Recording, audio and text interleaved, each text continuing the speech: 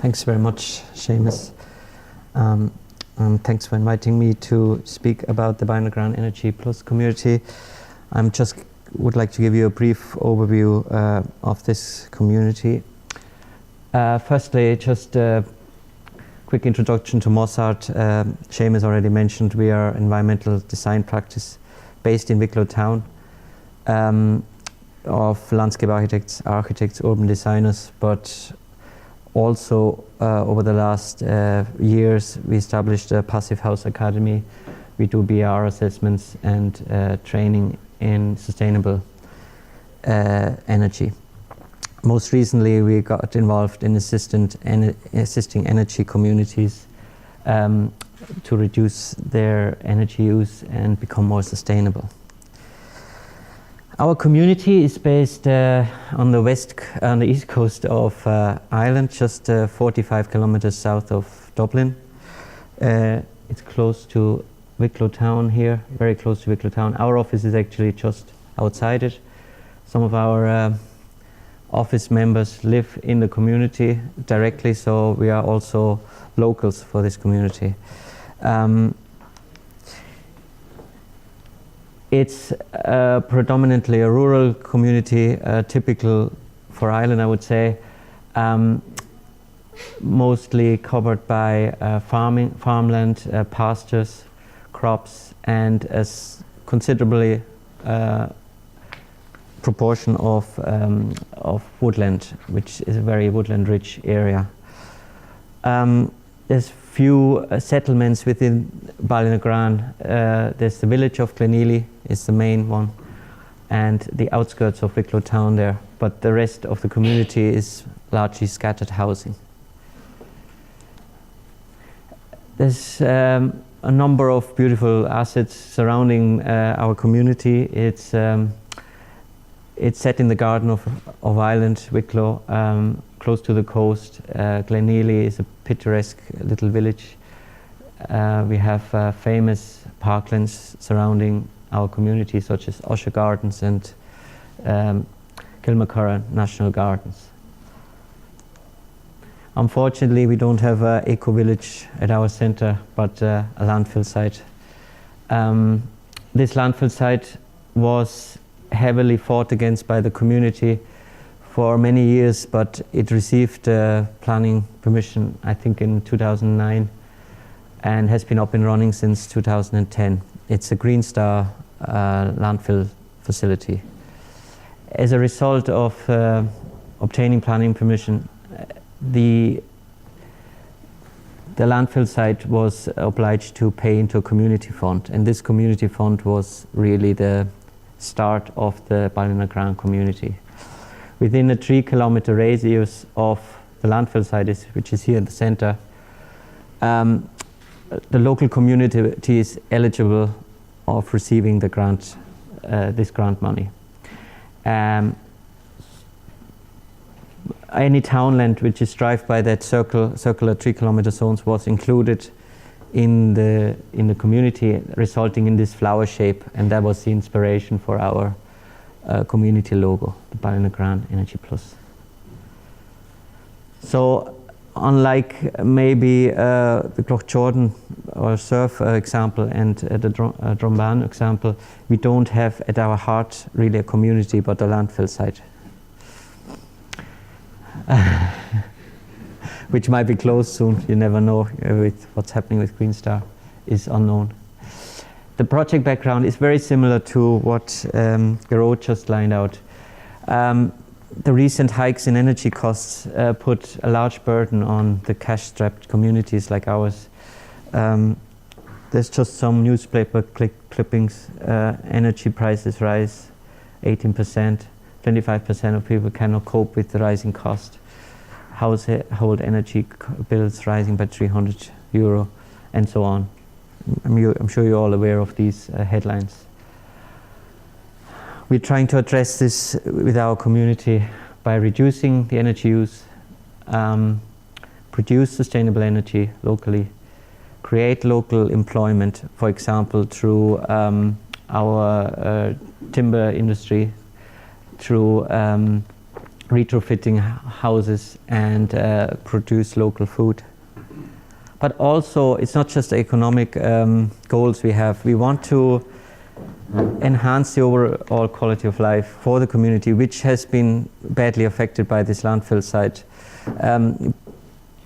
Ballynagran is a basin area surrounded by hills, and there are also a lot of houses within the basin area have to endure the smell from the landfill site and the visual intrusion and so on. So it's really a serious matter, and we are hoping to not only save the community money and create local jobs, but also increase comfort levels for people, for example, by draft-proofing their houses, for example, by creating new links, footpath links, encouraging people to eat local food, and also by working together on a common goal, like this Energy Plus community. The benefits we see is in energy saving through retrofit schemes, for example, advice on saving measures quite similar to what Gero just lined out. We also want to monitor the energy consumption. We are at the moment have applied for 150 energy monitors to be installed, which we are hoping to distribute by the end of this year. We want to create local energy.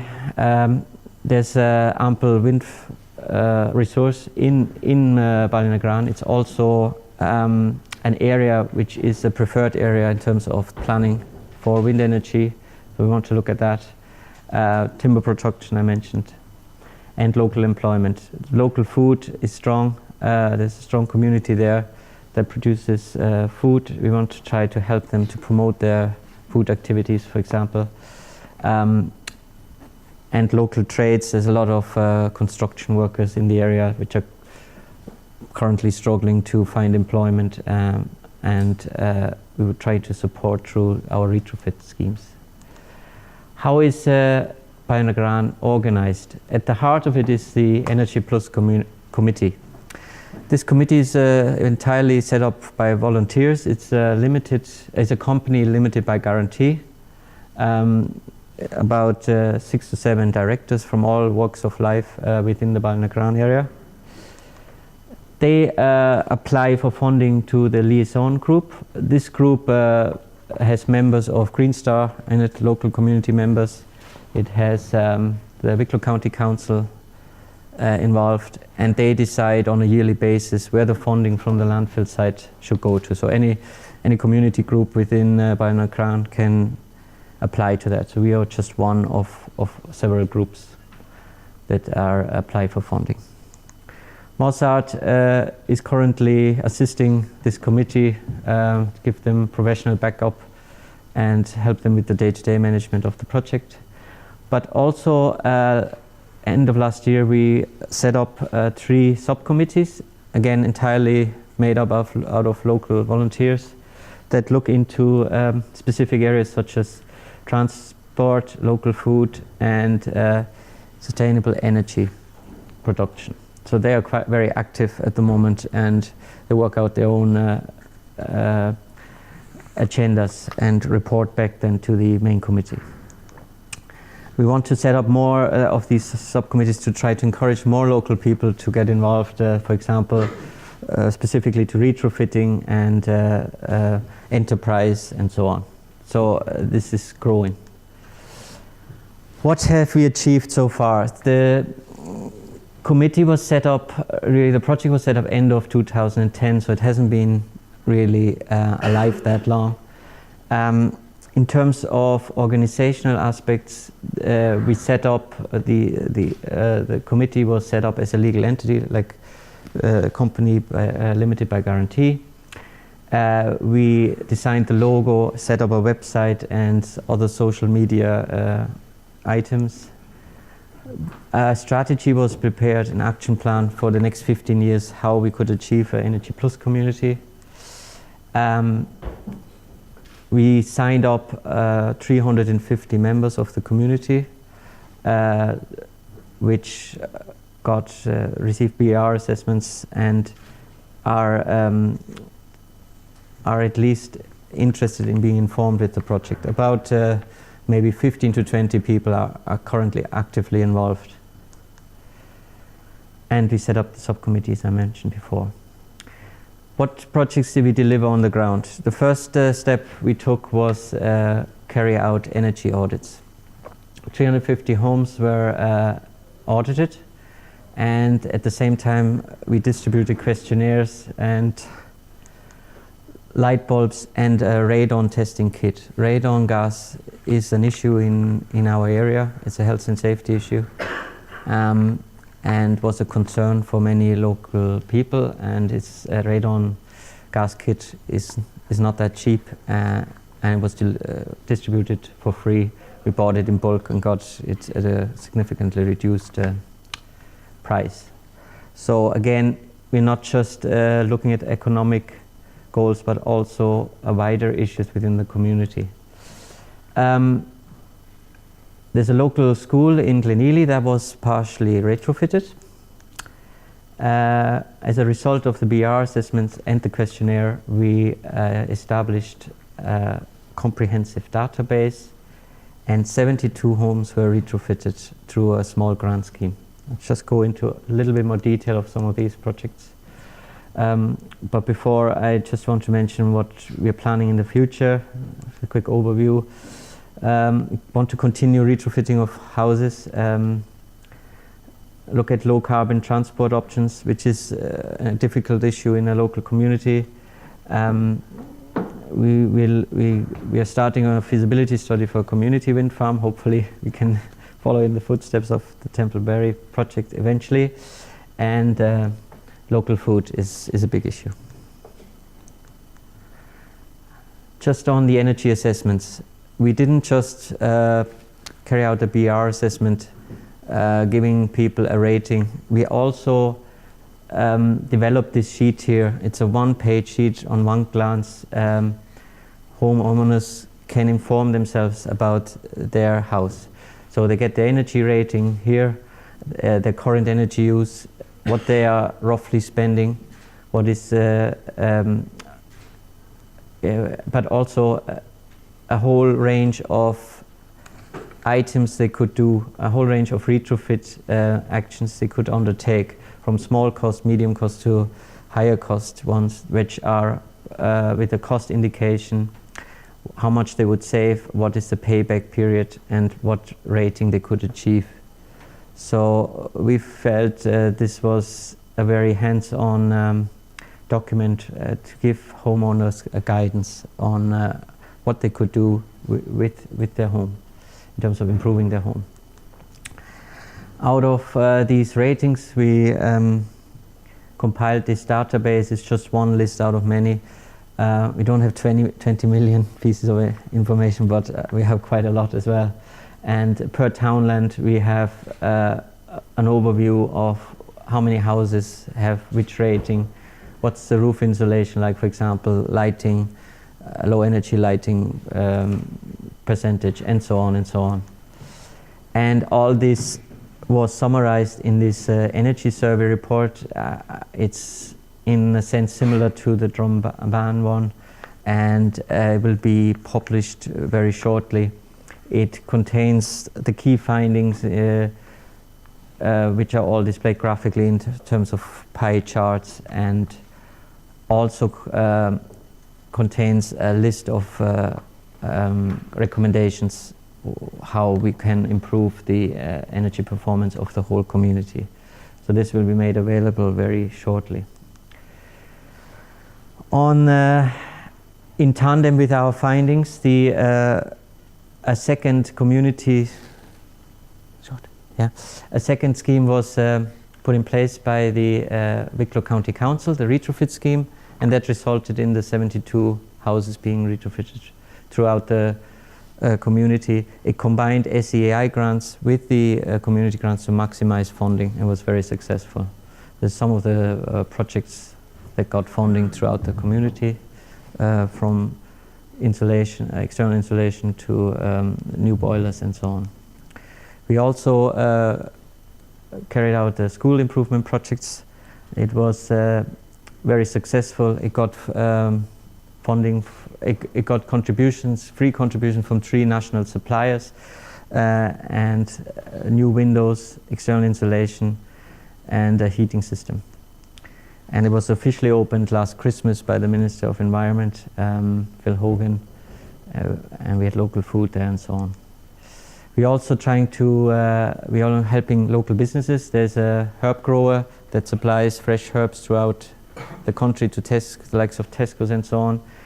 They changed their oil-based system, heating system, to a biomass system, which was assisted by one of our community members in terms of professional backup.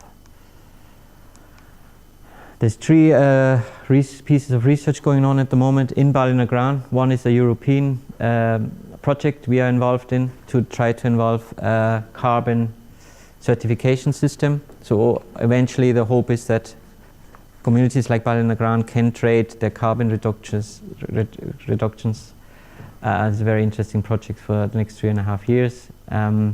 University of Limerick is doing a research project, a PhD student at the moment, also to try to establish a baseline for the carbon footprint.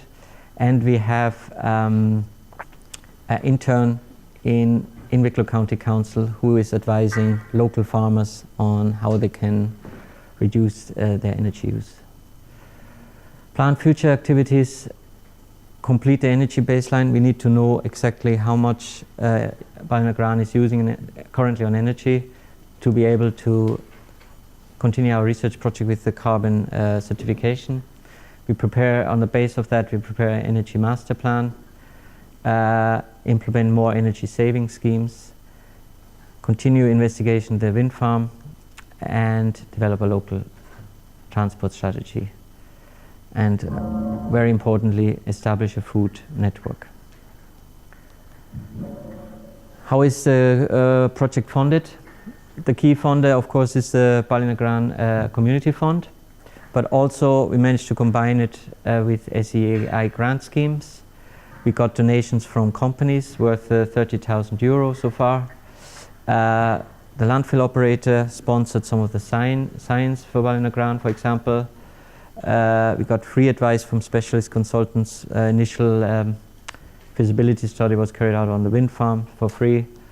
The Interact project provides some funding, and also a big issue is cost saving through buying in bulk.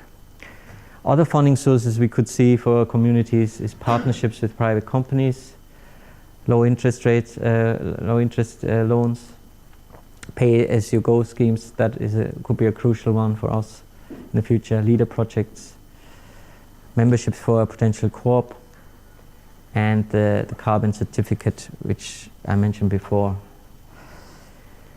Engagement with the community is a key aspect. We have a website, we have Facebook, we have newsletters, but face-to-face meeting with communities is essential, and we are hoping to improve on that and try to get more community members involved in the future. Barriers we could see, high degree of complexity, lack of experience, specialist skills. A lot of people do it in the evening, meet in the evening, but they don't have time or the resources to carry out projects, so they need help. Financial risks, finance of course, planning permissions, lack of interest. Trying to motivate a community that has the landfill in its center is not that easy sometimes. Potential solutions, concentrate on a small step of actions. Don't try to do everything at once. That's what we definitely learned. Smaller steps and trying to finish those. Regularly engage with the community. Establish a support structure with stakeholders. Try to get local professionals involved. Establish partnerships with, for example, the private sector, but also public sector. Maximize funding options. There's quite a few funding options out there that may be untapped. And finish on that now. There's some websites you can get more information on. Ballynagran.com, the Seacoast project. Energy Plus Communities is not up and running yet, but will be up and running soon. And there's my email address if you have any questions. Okay, thanks very much.